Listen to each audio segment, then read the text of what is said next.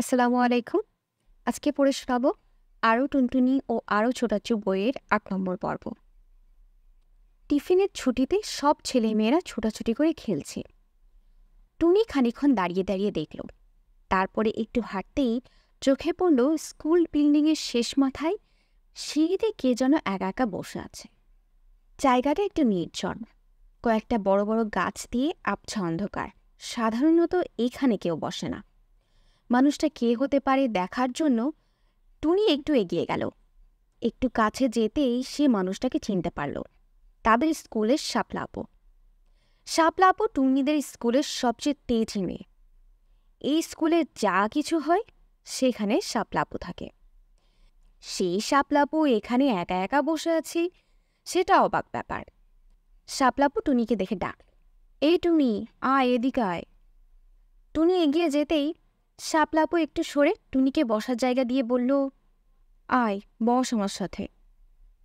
টুনি জিজ্ঞেস করল, তুমি এখানে একা একা বসে আছো কেন শাপলা আপু? মনটা খারাপ সেই জন্যে। তোমার কেন মন খারাপ শাপলা আপু? অঙ্ক পরীক্ষায় গোল্লা পেয়েছি। টুনি অবাক হয়ে শাপলা আপুর দিকে তাকাল। শাপলা আপু অন্য কিছুতে গোল্লা পেরে সে অবাক হতো না, কিন্তু অঙ্কে তার গোল্লা পাওয়ার কথা না। গত বছর শাপলা আপু গণিত অলিম্পিয়াডে মেডেল পেয়েছে। শাপলা টুনির দিকে তাকিয়ে বলল, আমার কথায় বিশ্বাস হলো না? টুনি মাথা নাড়ল। তখন শাপলা তার হাতে ধরে রাখা খাতাটা খুলে দেখালো, বলল, এই দেখ। টুনি দেখল খাতার ওপর বড় বড় করে লাল কালিতে 2টা শূন্য দেওয়া আছে।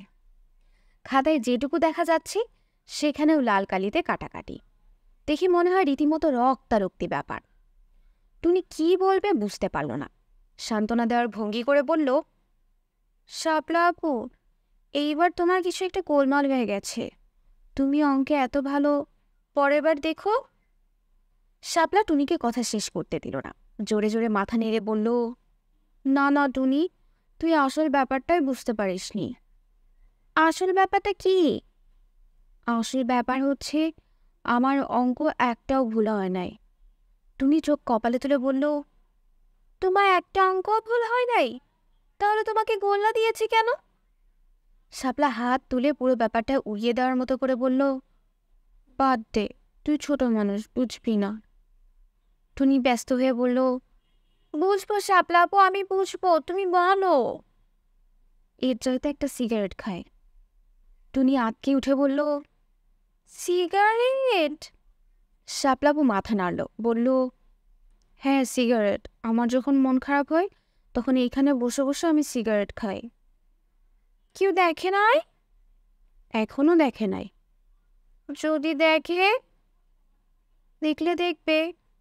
বলে শাপলা কোথায় জানি হাত ঢুকিয়ে একটা সিগারেটের প্যাকেট বের করে আনলো।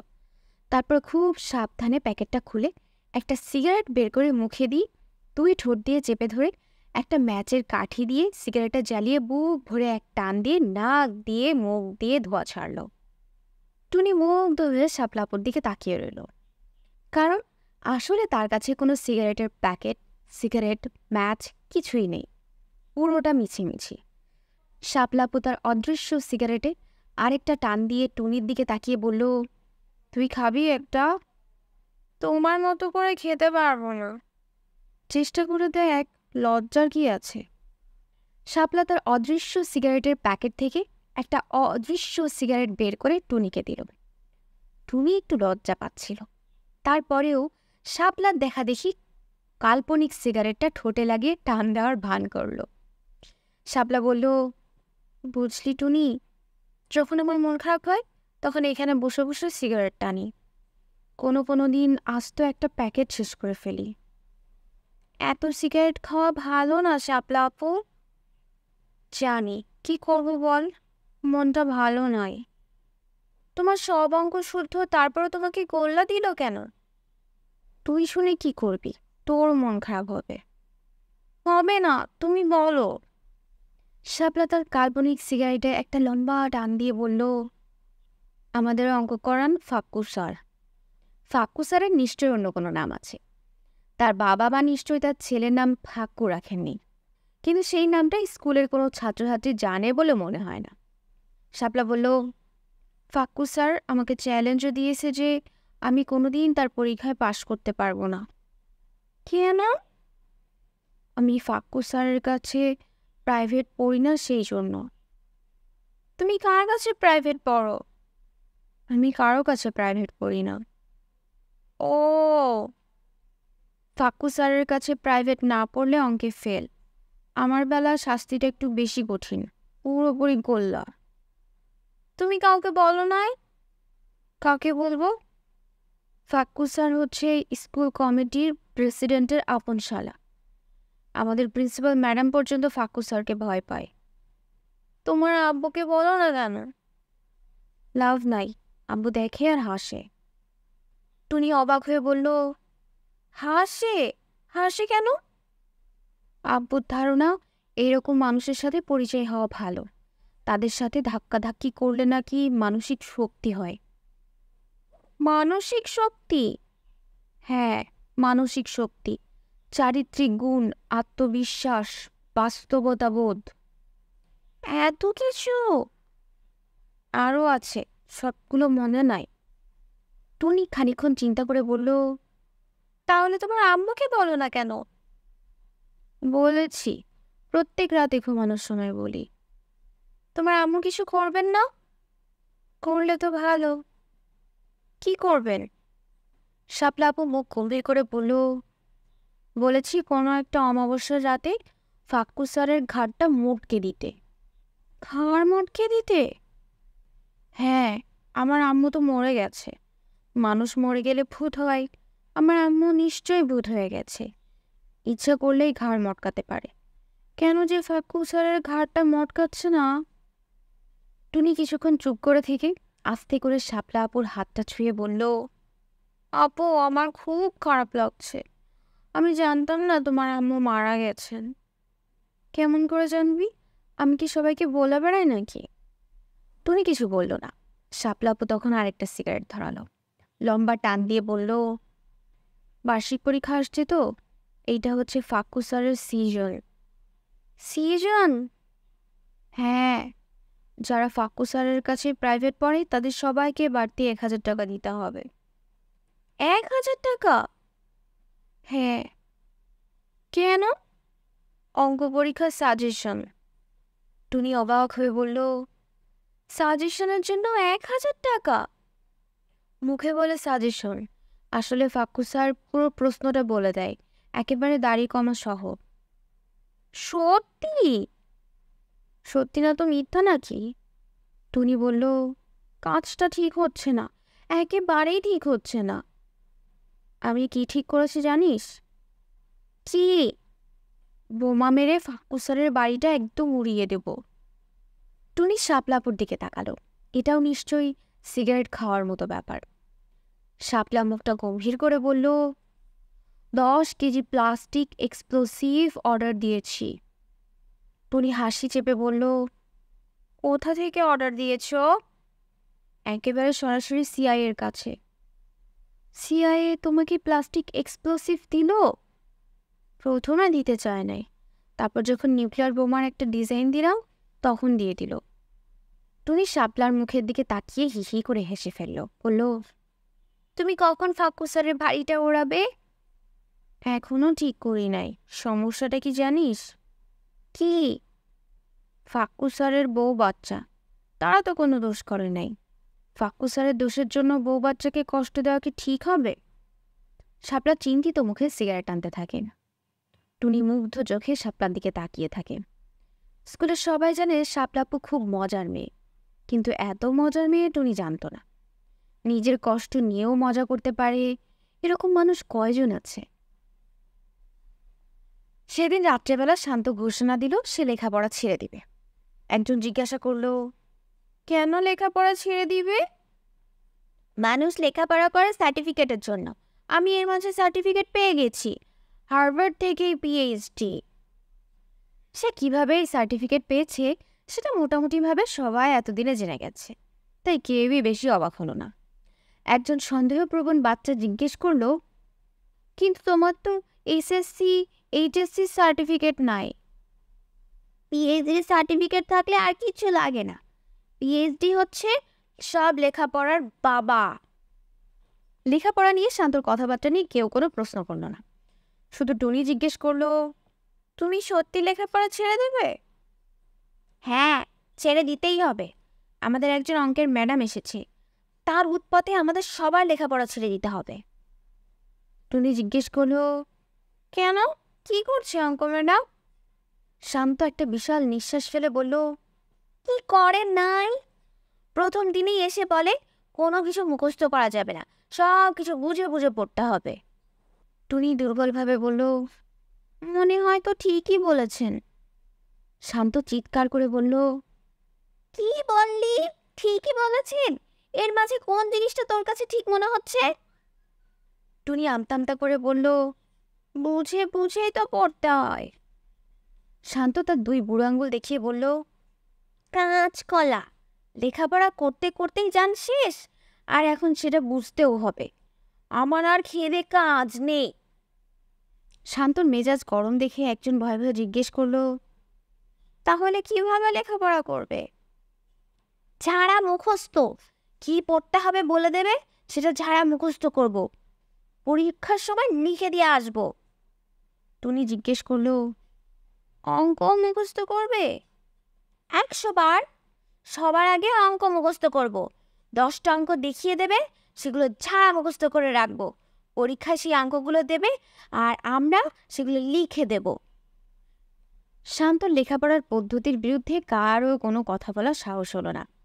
শান্ত নিজেই খানিকক্ষণ গজগজ করে বলল, আর আমাদের অঙ্ক ম্যাডাম বলে সব বুঝে বুঝে পড়তে হবে, বুঝে বুঝে অঙ্ক করতে হবে, সপ্তাহে সপ্তাহে অঙ্ক পরীক্ষা, ফাইনাল পরীক্ষার আগে প্রশ্নটা কেমন হবে সেটা দেখানোর জন্য আর একটা পরীক্ষা নিয়েছে, সেই প্রশ্নটা একবার দেখবি।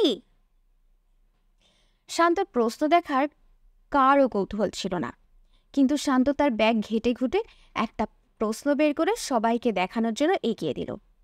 কেউ সেটা দেখার জন্য নিচ্ছে না দেখে টুনি হাতে নিল। শান্ত বলল, তুই খালি একবার প্রশ্নটা দেখ, এটা কি রকম প্রশ্ন? এই প্রশ্ন করার জন্য অঙ্ক ম্যাডামের নামে মামলা করা দরকার ছিল। টুনি কিছু বলল না। শান্ত বলল, আমি কি ঠিক করেছি জানিস? কি? আমাদের ক্লাস থেকে আন্দোলন করব, প্রথমে মানববন্ধন, তারপরে গাড়ি ভাঙচুর, কি কি স্লোগান দিব সেইটাও ঠিক করে ফেলেছি। স্লোগানের কথা শুনে অনেকেই উৎসাহী হলো। একজন জিজ্ঞেস করলো, কি স্লোগান? শান্ত মুখ সুচালু করে বলল, একটা হচ্ছে মুখস্থ করতে চাই, নইলে রক্ষা নাই।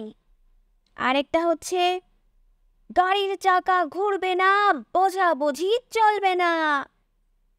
আরেকটা হচ্ছে হাই ফাই ফিটফাট, পড়াশোনা শর্টকাট। বাচ্চা কাছে যারা ছিল তারা সবাই মাথা নেড়ে স্বীকার করলো স্লোগানগুলো বেশ ভালো হয়েছে। ভালো স্লোগান না হলে আন্দোলন করা যায় না। টুনি ভয়ে ভয়ে জিজ্ঞেস করলো, তোমার ক্লাসের ছেলে মেয়েরা সবাই আন্দোলন করতে রাজি হয়েছে? শান্ত মুখ ভোতা করে বলল, সেইটাই তো হয়েছে মুশকিল, সবগুলো ছেলে মেয়ে ভ্যাবলা টাইপের, কারো ভেতরে কোনো তেজ নাই, সহজে রাজি হতে চায় না। কিছু কিছু আছে দালাল, ম্যাডামকে খুশি করার জন্য বলে বুঝে বুঝে লেখাপড়া করাই হচ্ছে আসল লেখাপড়া। এই ছেলে মেয়েগুলো হচ্ছে বড় সমস্যা, এদের জন্য দেশের কোনো উন্নতি হয় না। শান্ত কথা শেষ করে রেগে মেগে চলে গেল। টুনির হাতে তখনও শান্তর স্কুলের অঙ্ক ম্যাডামের প্রশ্ন, যেটা মুখস্থ করে পরীক্ষা দেওয়া সম্ভব না। প্রশ্নটা কি করে করবে বুঝতে না পেরে টুনি সেটা আপাতত নিজের কাছে রেখে দিল।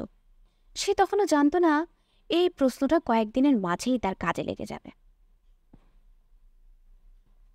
সেদিন সন্ধ্যাবেলা টুনি ছোটাচ্ছুকে জিজ্ঞেস করল, আচ্ছা ছোটাচ্ছু, একজন মানুষ যদি অন্যায় কাজ করে তাহলে তাকে শাস্তি দেওয়ার জন্য কি আরেকটা অন্যায় কাজ করা যায়? ছোটাচ্ছুর মনে হলো প্রশ্নটা খুব পছন্দ হয়েছে। প্রশ্নটা শুনেই তার মুখ 100 ওয়াট বাল্বের মতো জ্বলে উঠল, চোখগুলো উত্তেজনায় চকচক করতে লাগলো। সোজা হয়ে বসে বলল, তুই $1,000,000 প্রশ্ন করেছিস। তোর প্রশ্নের উত্তর দেওয়ার আগে আমাদের আগে বুঝতে হবে আমরা অন্যায় বলতে কি বোঝাই। এটা কি মানুষের চোখে অন্যায় নাকি দেশের আইনের চোখে অন্যায়? তুই যদি বিষয়টা নিয়ে গবেষণা করিস তাহলে কি দেখবি জানিস?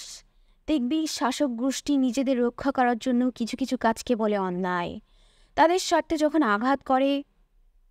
ছোটাচ্ছু এই ভাষায় টানা 15 মিনিট কথা বলে গেল। টুনি প্রথম কয়েক মিনিট ছোটাচ্ছুর কথা বোঝার চেষ্টা করলো, তারপর হাল ছেড়ে দিল। সে ছোটাচ্ছুর মুখের দিকে তাকিয়ে রইল, কথা শোনার ভান করল, মাঝে মাঝে মাথা নাড়ল, কিন্তু তার কোনো কথাই শুনল না। বসার ঘরে প্রমির সাথে দেখা হলো। প্রমি এই বাসার বাচ্চাদের মাঝে মোটামুটি জ্ঞানী গুণী মানুষ। টুনি তাকে একই প্রশ্ন করল, আচ্ছা প্রমি আপু, একজন মানুষ যদি অন্যায় কাজ করে তাহলে তাকে শাস্তি দেওয়ার জন্য কি আরেকটা অন্যায় কাজ করা যায়? প্রমি আপু কিছুক্ষণ টুনির দিকে তাকিয়ে থাকলো, তারপর বলল, কবিগুরু রবীন্দ্রনাথ ঠাকুর বলেছেন, অন্যায় যে করে আর অন্যায় যে সহে, তব ঘৃণ যেন তারে তৃণ সমদহে। তার অর্থ কি? তার অর্থ, তুই যদি অন্যায়ের বিরুদ্ধে কাজ না করিস তোকে সবাই ঘৃণা করবে, কাজেই তোকে কিছু একটা করতেই হবে। কবিগুরু পরিষ্কার করে বলেন নাই তুই সেজন্যে আরেকটা অন্যায় কাজ করতে পারবি কিনা। টুনি বলল, আমি ঠিক কবিগুরুর মতামত জানতে চাচ্ছিলাম না, আমি তোমার মতামত জানতে চাচ্ছিলাম। রমি মুখ শক্ত করে বলল, আমার মতামত জানতে হলে তোকে সুনির্দিষ্টভাবে পুরো বিষয়টা বলতে হবে। প্রথম অন্যায়টা কি সেটা বলতে হবে, মানুষটা কে বলতে হবে, তাকে কি ধরনের শাস্তি দেওয়া হবে সেটা জানতে হবে, সেই শাস্তির জন্য কি অন্যায় করা হবে সেটাও জানতে হবে। টুনির পক্ষে এত কিছু বলা সম্ভব না, তাই প্রমির মতামত জানা হলো না। শান্তকে এই প্রশ্নটা করে খুব একটা লাভ হবে না জেনেও টুনি একটু চেষ্টা করল। শান্ত পুরো প্রশ্নটা না শুনেই বলল, পিটিয়ে তক্তা করে দে। টুনি যখন টুম্পাকে এই প্রশ্নটা করল, তখন টুম্পা তাকে পাল্টা প্রশ্ন করল, তুমি কি রবিনহুডের কথা বলছো? টুনি রবিনহুডের কথা জিজ্ঞেস করছিল না, কিন্তু বুঝতে পারল টুম্পা ঠিকই বলছে। রবিনহুড ছিল ডাকাত, কিন্তু কেউ তাকে খারাপ বলে না, কারণ সে অত্যাচারী বড়লোক থেকে টাকা ডাকাতি করে গরিবদের দিত। গল্পে সবই সম্ভব। টুনি কারো কাছ থেকে পরিষ্কার উত্তর পাচ্ছিল না, শেষ পর্যন্ত পরিষ্কার করে উত্তর দিল ঝুমু খালা। রান্নাঘরে পরোটা ভাজতে ভাজতে বলল, ধরা না পড়লে ঠিক আছে। কাজেই টুনি সিদ্ধান্ত নিল ফাক্কু স্যারকে একটু সাইজ করার চেষ্টা করবে। কাজটা শেষ পর্যন্ত করতে পারবে কিনা জানে না, কিন্তু তাতে সমস্যা নেই। সে যে এইটা করার চেষ্টা করছে সেটাও কেউ জানে না, ধরা পড়ার কোনো প্রশ্নই নাই। পরদিন স্কুলে গিয়ে সেই স্কুলের অফিসে হাজির হলো। তার স্কুলের অফিসে যে কয়জন কাজ করে তার একজন হচ্ছে রওশন খালা, মাঝবয়সী হাসিখুশি মহিলা। টুনিকে দেখে রওশন খালা কাগজপত্র থেকে চোখ তুলে তাকাল। টুনি বলল, আপনি কি খুব ব্যস্ত? রওশন খালা বলল, আমি সবসময় খুব ব্যস্ত, তাতে সমস্যা নাই, কি বলবে বলো। এই স্কুলে কি অ্যাডভান্স ছুটি নেওয়া যায়? রওশন খালা অবাক হয়ে বলল, অ্যাডভান্স ছুটি? সেটা আবার কি? আমরা যদি স্কুলে না আসি তাহলে আব্বু আম্মুর চিঠি আনতে হয়, আগেই চিঠিটা এনে পরে স্কুলে না আসলে কি হবে? স্কুলে আসতে চাও না কেন? না মানে আব্বু সবাইকে নিয়ে বেড়াতে যেতে চায়। কথাটা সত্যি নয়, কিন্তু তথ্য বের করার জন্য এরকম প্রশ্ন করা মনে হয় ঠিকই আছে। রওশন খালা মুখটা গম্ভীর করে বলল, পড়াশোনার ক্ষতি করে বেড়ানো ঠিক না, যখন ছুটি হয় তখন যাও। আমিও তো তাই বলি, আব্বু বুঝতে চায় না। রওশন খালা মুখটা আরও গম্ভীর করে বলল, না না না, এটা না বুঝলে তো হবে না, এটা বুঝতে হবে, পড়ালেখা খুব গুরুত্বপূর্ণ। এরপর রওশন খালা লেখাপড়ার গুরুত্বের উপর উপদেশ দিতে শুরু করল। টুনিও গম্ভীর মুখে উপদেশটা শুনতে থাকে, মাঝে মাঝে মাথা নাড়ে। একজন বড় মানুষকে খুশি করার এটাই হচ্ছে সবচেয়ে সোজা উপায়, তাকে উপদেশ দেওয়ার একটা সুযোগ করে দেওয়া। একজন বড় মানুষ ছোট একজন ছেলে মেয়েকে যত বেশি উপদেশ দিতে পারবেন সে তার উপর তত খুশি হয়ে উঠবে। কাজেই উপদেশ দেওয়া শেষ করে রওশন খালা টুনির উপর খুব খুশি হয়ে উঠল।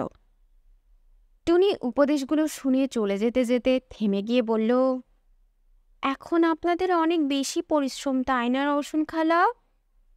রওশন খালা হেসে বলল, আমাদের সবসময়ই পরিশ্রম। কিন্তু এখন তো ফাইনাল পরীক্ষা আসছে, তাই অনেক বেশি পরিশ্রম। এতগুলো ক্লাসের এতগুলো প্রশ্ন ছাপাতে হবে। রওশন খালা মাথা নাড়ল, বলল, না, আমাদের প্রশ্ন ছাপাতে হয় না, ওগুলো টিচারেরা ছাপান। এগুলো স্কুলেও ছাপায় না, বাইরে থেকে ছাপিয়ে নেই। টুনি ব্যাপারটা শুনে খুব খুশি হলো, ভান করে বলল, যাক বাবা, আপনাদের এই ঝামেলা করতে হয় না। কিন্তু এখন জানা দরকার কোথা থেকে প্রশ্নগুলো ছাপানো হয়। সরাসরি কিছুতেই সেটা জিজ্ঞেস করা যাবে না। তাই সে আজকের মতো এখানে শেষ করে দিল। পরের দিন টুনি আবার রওশন খালার কাছে গিয়ে হাজির হলো, বলল, রওশন খালা, আপনাকে আমি প্রত্যেক দিন ডিস্টার্ব করছি, আপনি আমার উপর রাগ করছেন না তো? রওশন খালা হেসে বলল, না, রাগ করছি না, বলো কি বলবে। আমাদের ক্লাস টিচার হচ্ছেন ফৌজিয়া ম্যাডাম। ফৌজিয়া ম্যাডাম খুবই সুইট। হ্যাঁ, খুবই সুইট, খুবই এনার্জেটিক। আমরা ম্যাডামের বার্থডেতে তাকে একটা সারপ্রাইজ দিতে চাই। সব ছেলে মেয়ে সাইন করে একটা কার্ড বানিয়ে তার ইমেইলে পাঠিয়ে দেব, ঠিক রাত 12টা 1 মিনিটে। খুবই ভালো আইডিয়া। ম্যাডামের ইমেইলটা জানি না, আপনি কি দিতে পারবেন একটু কষ্ট করে? ম্যাডামকে জিজ্ঞেস করলে ম্যাডাম বুঝতে পারবে। অবশ্যই দিতে পারবো। তারপর উঠে কোথা থেকে একটা ফাইল টেনে এনে সেটা খুলে একটা লিস্ট বের করলো। সেখানে স্কুলের সব টিচারদের ইমেইল অ্যাড্রেস লেখা।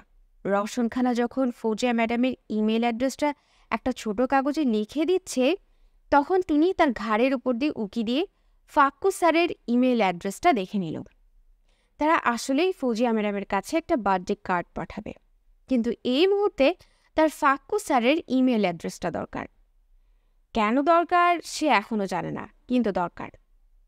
সন্ধ্যাবেলা টুনি শান্তকে জিজ্ঞেস করলো, আচ্ছা শান্ত ভাইয়া, তুমি যদি একজন মানুষের ইমেইল অ্যাড্রেস জানো, তাহলে কি তার ইমেইলগুলো দেখতে পারবে?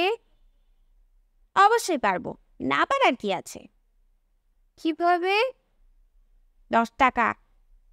অন্য যে কোনো মানুষ হলে শান্তর কথা শুনে থতমত খেয়ে যেত, কিন্তু টুনি যেহেতু শান্তকে চেনে, তাই সে থতমত খেল না।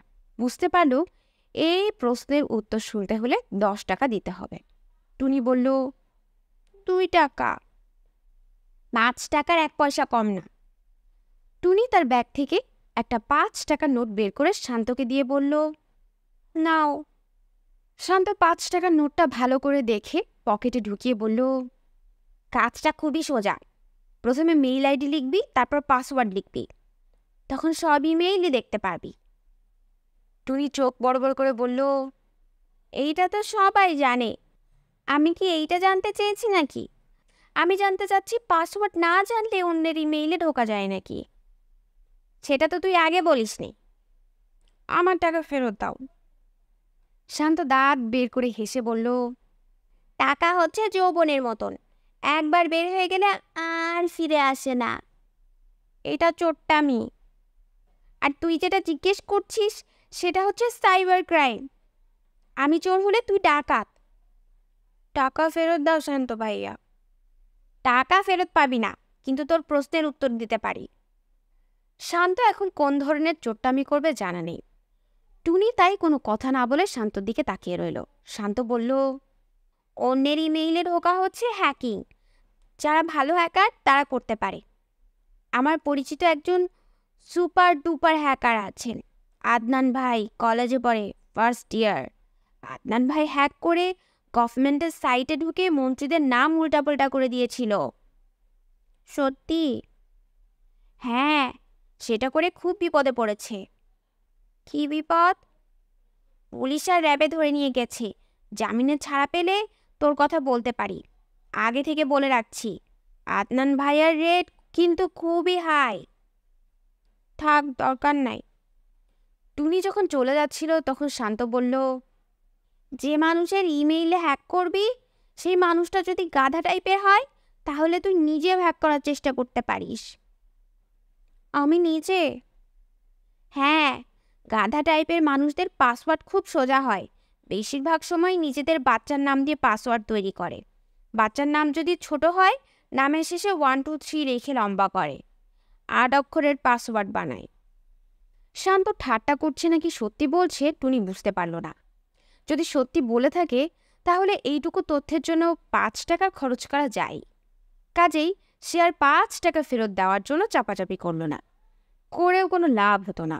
শান্ত ঠিকই বলেছে, টাকা হচ্ছে যৌবনের মতো, একবার বের হয়ে গেলে আর ফিরে আসে না, বিশেষ করে সেটা যদি শান্তর কাছে যায়। পরদিন স্কুলে গিয়ে টুনি শাপলাকে খুঁজে বের করল। শাপলাকে খুঁজে পাওয়া খুব কঠিন না। টিফিনের ছুটিতে যেখানে সবচেয়ে বেশি হইচই হয় সেখানেই শাপলা থাকে। আজকে শাপলাকে পাওয়া গেল ক্লাস 6-এর ছেলে মেয়েদের মাঝে। ক্রিকেট খেলা নিয়ে সেখানে প্রায় খুনোখুনি হয়ে যাচ্ছিল। শাপলা সেটা কোনো মতে সামলে নিয়েছে। আবার যখন খেলা শুরু হলো তখন টুনি শাপলার কাছে গিয়ে বলল, শাপলা আপু, কি হলো? তুমি কি আমাকে একটা জিনিস বলতে পারবে? জিনিসটা সিক্রেট। আমি কাকে বিয়ে করব আর কাকে মার্ডার করব সেই সিক্রেট জিনিসগুলো তোকে বলতে পারবো না। টুনি হেসে ফেলল, বলল, না, আমি এই 2টা সিক্রেট জিনিস জানতে চাচ্ছি না। তাহলে বল। টুনি ফিসফিস করে বলল, ফাক্কু স্যারের বউ আর ছেলে মেয়ের নামগুলি আমাকে বলতে পারবে? শাপলা অবাক হয়ে বলল, কি করবি? আমার একটা খুবই সিক্রেট প্রজেক্ট আছে, সেটার জন্য দরকার। শাপলা মুখ সুচালো করে বলল, আমার জানা নাই, কিন্তু আমাদের ক্লাসের সব ছেলে মেয়ে এই স্যারের কাছে প্রাইভেট পড়ে। তারা প্রত্যেক দিন স্যারের বাসায় যায়, তারা নিশ্চয়ই জানে। শুনেছি বউটা ভালো, ছেলে মেয়েগুলো ছোট ছোট, কিন্তু 2টাই পাজি। মেয়েটা মিচকি শয়তান আর ছেলেটা খুবই দুষ্টু। ফাক্কু স্যার ছেলেটাকে লাই দিয়ে দিয়ে মিনি সন্ত্রাসী বানিয়ে ফেলেছে। আমার শুধু নামগুলো দরকার। ভালো নাম না ডাক নাম? ডাক নাম বেশি দরকার। ঠিক আছে, এখনই তোকে বলছি। টুনি ব্যস্ত হয়ে বলল, তোমাকে এখনই বলতে হবে না, 1-2 দিন পরে বললেও হবে। আমি কোনো কাজ ফেলে রাখি না, ঝটপট করে ফেলি। কাজেই 5 মিনিটের মাঝে শাপলা ফাক্কু স্যারের বউ বাচ্চার নাম নিয়ে এলো। বউয়ের নাম নীলুফার। ফাক্কু স্যার শর্টকাট করে তাকে ডাকে নীলু। মেয়েটার নাম ফারজানা। ফাক্কু স্যার আদর করে ডাকে ফারু। আর যখন রেগে যায় তখন ডাকে ফারজাইনা। ছেলেরা ছোট, নাম ফয়সল। ফাক্কু স্যার আদর করে ডাকে ফুপু। শাপলার ক্লাসের যে ছেলেমেয়েরা ফয়সালের যন্ত্রণায় অতিষ্ঠ তারা তাকে ডাকে ফয়জন। পয়জনের কাছাকাছি শোনায় সে শূন্য। টুনি কাগজে নামগুলো লিখে নিল।